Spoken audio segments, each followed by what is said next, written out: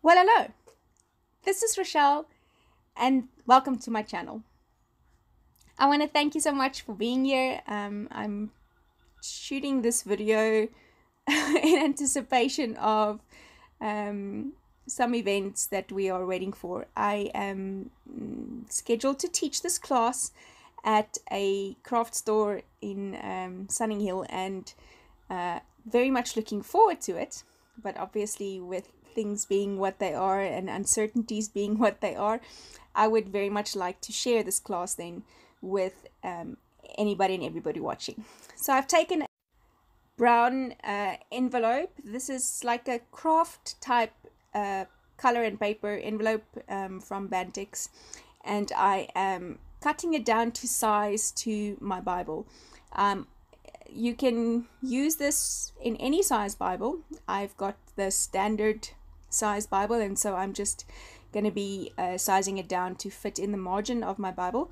So I will be taping it down with double-sided tape on the edges, and then having it like a little envelope, a prayer pocket, a pocket inside my Bible to put some private prayers and journaling in at a later stage. I am using the Penelope LilyBee range for this entry, and so this brown craft type envelope will work just perfect. I'm sorry for being a little off screen there. What I'm just doing is putting the double-sided tape on the areas where I just cut off the seal, so making it a pocket again so that it's closed on all sides except the top side. Just adding that double-sided tape there, and then I've used the template of the side that I cut off to make sure that my flap is the same little indented piece there as the other side is, so that it looks like the envelope was supposed to be like that from the start. Then I'm taking some washi. I've got some washi from Mr. Price in my stash, and just looking through my other washes looking for similar colors, I found this dark graphite gray one, a thinner washi, and I'm just going to be edging around the envelope's edges. So putting it half off, half on the edges, and then folding it over and cutting off whatever's excess. This is just an extra measure, number one, to round it off so that it looks, pretty. And number two, to just give it that extra bit of security and sturdiness on these edges that I've just taped with very cheap double-sided tape. Be like everyone else who uses proper double-sided tape. I have bought this quite a while ago, and so just kind of want to finish it, get it out of my stash. There is such a thing as investing in proper double-sided tape. So there you go. I've edged all the sides except the top one. I'm going to use this faux washi from the Bible Pieces Elements, and I'm apologizing for my camera. I'm not 100% sure why it's moving. It shouldn't. It's on a very sturdy platform. And then, like I said, just using some of this washi that I had in my stash to add some layers. Really, all this entry is on all sides is just using the elements, having cut them out, fussy cut them out before, and just layering, staggering, adding extra elements. This one page, it's an A4 size page, is so jam-packed full of goodies that you definitely will get more than enough use out of it for 1 or 2 pages. I am using my favorite technique with a Miss Mama Mint stencil that I purchased at Shortcuts Craft. I love this stencil. It has like a leafy, florally, botanical kind of feel to it, and so because this LilyBee kit has got the botanicals, I very much wanted that in the background. I'm using a gelato in a peppercorn color. I believe this is from the Translucence range, and I'm using the makeup brush and just applying it through the stencil with the makeup brush, picking up that pigment from my non-stick craft mat, and then just using it through the stencil. No perfection here. I really want it to be a loose kind of element, so not following a block with the stencil, just using it randomly. I didn't have the LilyBee stencil, otherwise I would have used that, but this worked just as well. So using the leftover and added some peppercorn color there and did some splatters, and so now I've got my little piece that I need to work on. And then, like I said, honestly, just layering. So I used one of the word sentiments, added it on top of one of the faux washies, or faux, those little border pieces, banner pieces, then adding another and adding another. One thing I did do with these pieces, I cut the edges obviously straight and then used my finger to tear off like it would look if I had torn off washi to do this.